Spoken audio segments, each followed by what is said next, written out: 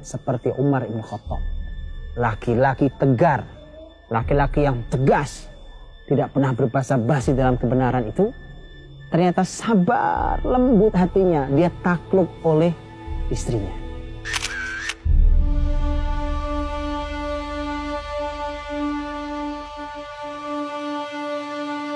Mari kita lihat sebuah kisah yang ini dikisahkan, dinukilkan di dalam kitab yang ditulis oleh Asy-Syablanji Al-Misri dalam kitabnya Nurul Absar, dan juga Hasyiah Al-Bujairimi. Dikisahkan bahwa ada seorang laki-laki yang datang ke rumah Umar bin Khattab radhiyallahu anhu, mau menemui khalifah dan mau mengadu tentang istrinya yang sangat cerewet, istrinya yang seringkali marah-marah. Kemudian begitu sampai di depan rumah Umar, dia hendak mengetuk pintunya, ternyata dia mendengar bahwa istrinya Umar pun sedang marah-marah pada Umar. Maka laki-laki itu pun pergi. Tentu kita semua tahu apa yang ada dalam hatinya.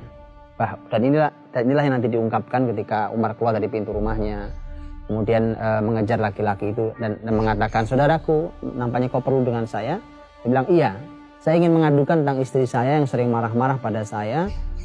Tetapi saya juga mendengar istrimu juga marah padamu, maka apa gunanya saya mengadu pada kamu?" Kalimat Umar luar biasa.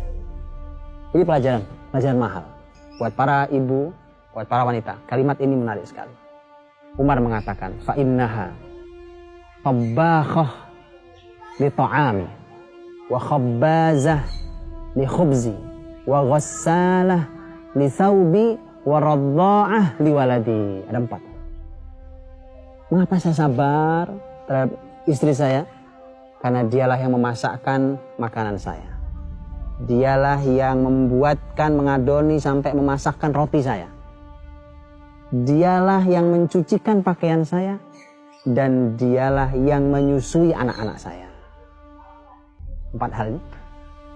Mari kita ulang. Dialah yang memasakkan makanan saya. Dan dialah yang membuatkan roti untuk saya. Ini urusan dapur. Dialah yang mencucikan pakaian saya. Ini urusan sumur. Dan dialah yang menyusui anak-anak saya. Ini sebenarnya kalau dalam bahasa kita ini bagian dari urusan kasur. Jadi urusan sumur, dapur, kasur bukan hal yang sederhana. Tidak akan jadi pelajaran buat para ibu. Tidak akan ini menjadi renungan buat para bunda.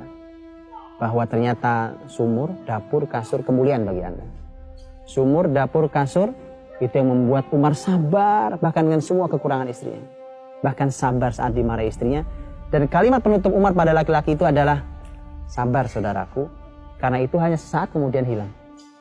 Kemarahan meluap itu biarkan. Setelah itu kemudian dia akan pergi dan hilang. Sabaran itu.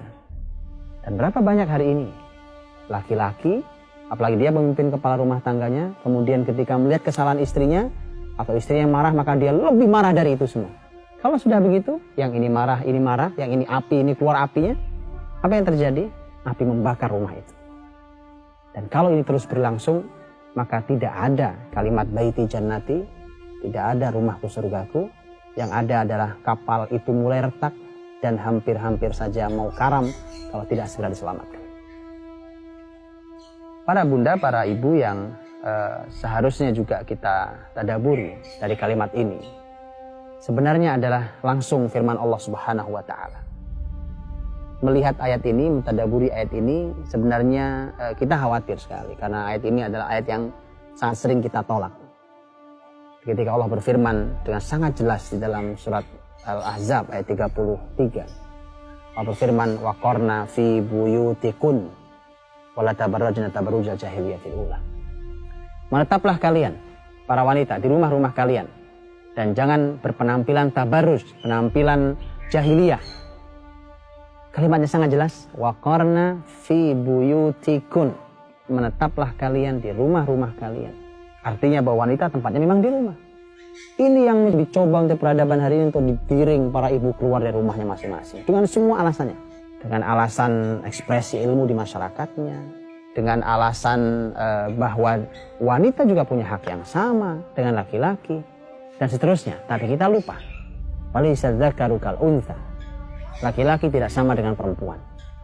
Maka dari itulah hak dan kewajiban mereka pasti ada yang tidak sama. Karena tidak sama itulah maka ternyata Allah yang Maha Tahu dan Allah telah meletakkan bahwa ternyata tugas para wanita adalah di rumah mereka, tanggung jawab pertama mereka. Maka bukankah sudah saatnya kita dan keluarga kita mulai merenung, mulai mentadaburi apakah ini salah satu yang menyebabkan keluarga kita bermasalah? Apakah ini salah satu yang menjadi faktor mengapa anak-anak kita tidak istimewa? Maka ibu, pulanglah. Suamimu ingin meregup di telaga cintamu. Ibu, pulanglah. Di luar sana sangat tidak ramah untuk kelembutanmu. Ibu, pulanglah. Istanamu menunggu sentuhan surgawimu. Ibu, pulanglah. Calon orang besar sudah duduk begitu manisnya, siap untuk belajar di madrasahmu. Ibu, pulanglah. Pemimpin masa depan umat ini, dia hanya ingin merasakan tatapan teduh pandanganmu. Ibu, pulanglah. Karena Allah yang memerintahkan para ibu untuk pulang. Ibu, pulang sebelum semuanya terlambat.